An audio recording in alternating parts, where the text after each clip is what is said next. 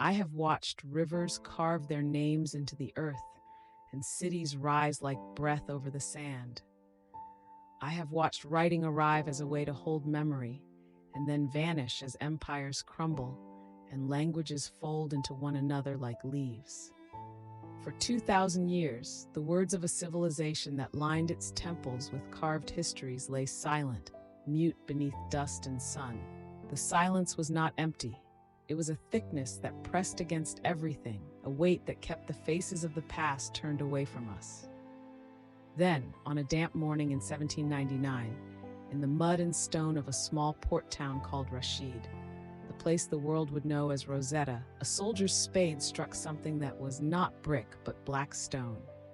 It was a shard of granodiorite, cold and heavy in his hands, its surface cut into 3 bands of script, neat, angular Greek, a cursive and unfamiliar hand called demotic, and pictorial signs, the hieroglyphs, that had once marched across temple walls and royal monuments.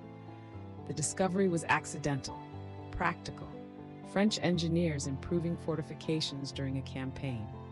But in that chance unearthing, a kind of key fell into human hands. The stone itself is modest, a fragment of a larger decree. Its top is broken and its lower edge uneven, like a voice caught mid-sentence. The hieroglyphs, worn but still legible, suggest the ritually precise hand of temple scribes.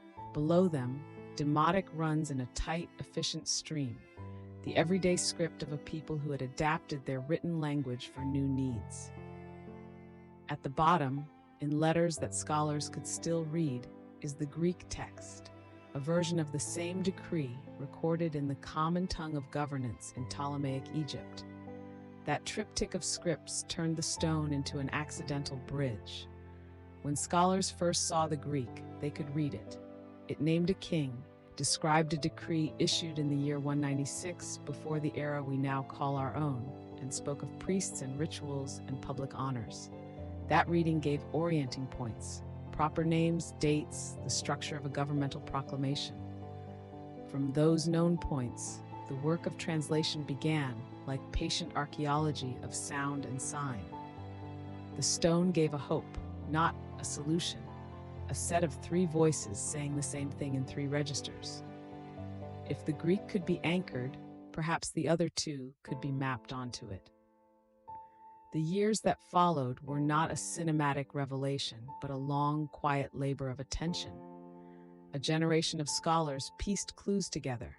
Some recognized that the cartouches, the ovals that enclosed royal names in hieroglyphic inscriptions, held the names of the Ptolemies and Cleopatra, and they tested phonetic assumptions on those names. A few made tentative connections between demotic signs and corresponding hieroglyphs. Others recognized that the modern descendants of ancient Egyptian, Coptic dialects used by Christian communities in Egypt preserved sounds and words that might be the living echoes of the language encoded on stone. One of the first important steps came from an English polymath who measured and compared, who isolated phonetic values for a handful of hieroglyphs and suggested a continuity between scripts. But the decisive turn came from a man who was fluent in Coptic, who had listened to the murmurs of that living tongue and felt the traces of the old inside it.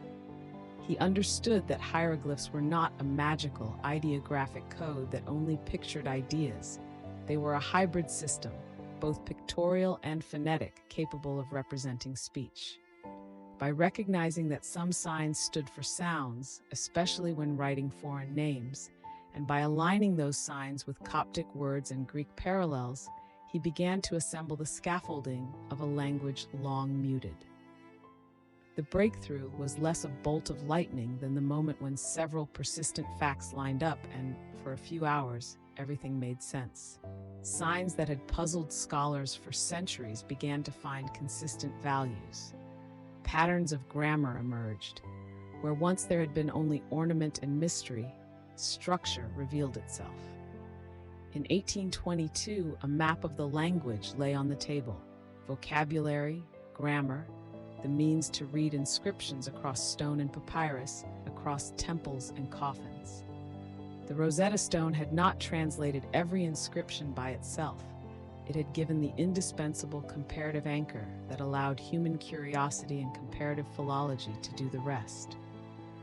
What opened then was not just a secret alphabet, it was access to a chorus of voices. Texts that had been mute for millennia breathed again. Hours of carved ritual, records of law and commerce, private petitions, the names and titles of people long gone, all could be drawn back into speech. Walls that had been silent accumulated meaning. Tombs began to return their stories. For the first time in modern memory, the Egyptians of the Pharaonic age could be read as people rather than as symbols or abstractions. Their pride and fear, their bureaucratic exactness, their devotion and vanity, their day-to-day transactions, all became intelligible. The decipherment transformed the study of the ancient world. Egyptology emerged not as antiquarian curiosity, but as a rigorous field of historical inquiry. The past ceased to be an external spectacle. It became a communicative past with debates and contradictions, with private notes and public monuments.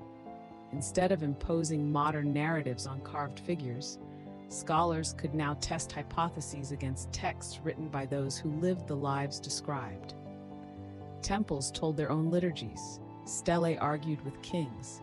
Artisans left signatures. History acquired texture. But the story of the stone is also a story of movement and of power. The fragment that made translation possible was taken from the ground by soldiers, catalogued by men of science who accompanied armies, and eventually became part of a national collection far from the delta that birthed it. It was shipped across the sea and placed in a museum whose halls gave it audiences from around the world. That displacement allowed more eyes and minds to work on the script and made possible a global scholarly conversation.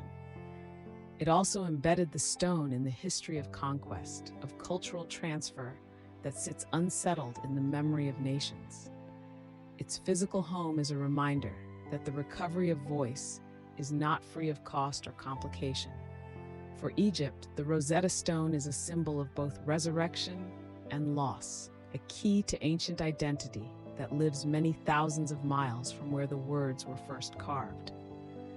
There are petitions and debates about returning such pieces to their original landscapes, about the ethics of custody and the responsibilities of care. Those conversations are part of the same human endeavor that first drove someone to sweep aside earth and lift a stone. The desire to connect across time, yes, and the obligation to do justice to those connections. Beyond museum cases and political debates, the Rosetta Stone remains a profound metaphor. It is the instrument by which deaf centuries were made to speak. It shows how translation is not a mere linguistic act, but a moral and intellectual one. It requires humility to accept that meanings are layered, patience to test hypotheses, and generosity to let other disciplines and other voices contribute. It reminds us that languages are living chains. Even when a script is rarefied to stone, its life can persist in the tongues of ordinary people, in religious ritual, in the modifications born of interaction. There is a quieter lesson too. Great discoveries rarely belong to single moments. They are accumulations of small observations, of stubborn individuals building on one another, of accidental needs and persistent care. One soldier's spade, one engineer's eye, one scholar's ear tuned to Coptic, another's painstaking comparison. These contributions formed an unlikely chorus that recovered a civilization's speech. If the world sometimes imagines science and scholarship as sudden epiphanies, the Rosetta Stone's story is a reminder that revelation often arrives after long, patient apprenticeship. Now, when we stand before ancient stones and read the names of kings, we are not merely reading labels. We are letting the past become interlocutor. We can hear the cadence of proclamation, the economy of ritual, the personal mark of a scribe who signed his work. Those voices are not ours to possess. They are ours to steward. The words that the stone helped to rescue do more than satisfy curiosity. They shape identities, inform modern claims, and demand ethical thinking about how cultures are represented and where their remnants should live. If time has a voice, it is not endless monologue. It is a conversation made of interruptions and recoveries. Stones are mute until we learn their tongues, and languages are silent until someone makes a patient attempt to listen. The Rosetta Stone was a narrow, improbable aperture through which we learned to hear an entire civilization. It taught us that silence can be bridged if we bring the right tools, not brute force, but translation, empathy, and rigorous care. The world still contains many silences, other scripts waiting in their dark, other voices folding into the earth. The lesson carved into the Rosetta fragment is both practical and moral. The past will speak if we work to understand the rules of its speech, and if we are willing to share the knowledge we regain. In that exchange, we do not simply uncover facts. We allow history to teach us about continuity and loss, about how cultures survive in unexpected forms, and about the human responsibility to listen across generations. 2,000 years of silence yields to patient listening. The stone that was found by accident became the instrument of attention that allowed the ancient to speak again.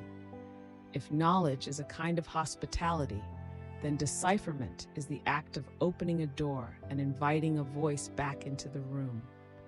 We can still hear it now if we choose to keep listening.